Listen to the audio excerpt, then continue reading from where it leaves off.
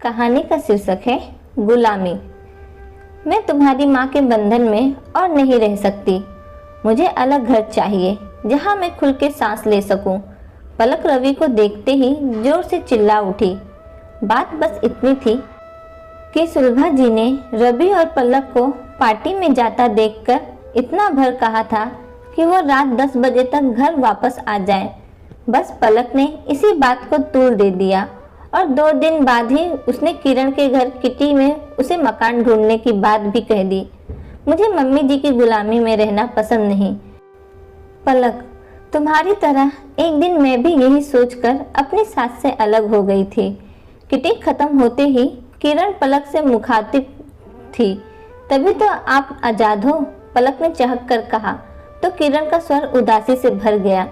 किरण पलक से 10 वर्ष बड़ी थी। नहीं, बल्कि तभी से मैं गुलाम हो गई।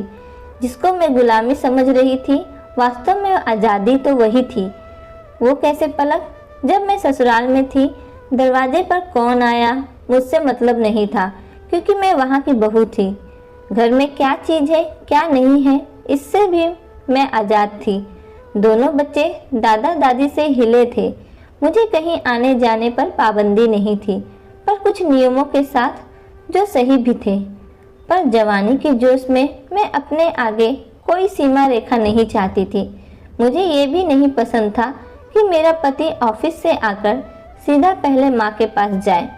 तो फिर पलक की उत्सुकता बढ़ गई। मैंने दिनेश को हर तरह से मनाकर अलग घर ले लिया और फिर दरवाजे की घंटी, महरी, बच्चे, धोबी, दिनेश सबके वक्त की गुलाम हो गई। अपनी मर्जी से मेरे आने जाने पर भी रोक लग गई, क्योंकि कभी बच्चों का होमवर्क करना तो कभी उनकी तबीयत खराब। हर जगह बच्चों को ले नहीं जा सकते, अकेले भी नहीं छोड़ सकते, तो मजबूरन पार्टियां भी छोड़नी पड़ी। जबकि ससुराल में रहने पर ये सब बंदिश नहीं थी। ऊपर से मकान का किराया और फालतू के खर्चे अलग। फिर दिनेश भी अब उतने खुश नहीं रहते। किरण की आंखें नम हो उठी। फिर आप वापस क्यों नहीं चली गई? किस मुंह से वापस लौटती? इन्होंने एक बार मम्मी से कहा भी था, पर पापा ने ये कहकर साफ मना कर दिया कि एक बार हम लोगों ने बड़ी मुश्किल से अपने आप को संभाला है, अब दूसरा झटका खाने की हिम्मत नहीं है। बेहतर है अब तुम वहीं रहो। ओह पलक, घर से बाहर कदम रखना बहुत आसान है, पर जब तक आप माँ बाप के आश्रय में रहते हैं, आपको बाहर के थपेड़ों का तनिक भी एहसास नहीं होता। माँ बाप के साथ बंदिशे से ज़्यादा आज़ादी होती है, पर हमें वो पसंद नहीं होती। एक बार बाहर निकलने के बाद आपको पता चलता है कि आज़ादी के नाम पर खुद अपने पाँव में जंजीरें डाल ली। बड़ी होने के नाते तुमसे यही कहूँगी, सोच समझ कर ही ये कदम उठाना। मन ही मन ये गणित दोहराते हुए पलक एक क्षण में निर्णय ले चुकी थी।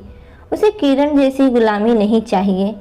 घर की ओर चलते बढ़ते कदमों के साथ ही साथ वो मन ही मन में बुदबुदा रही थी कि घर पहुँचते ही सासू माँ के पैर छूकर क्षमा मांग लूँगी और सदा उनके साथ ही रहूँगी।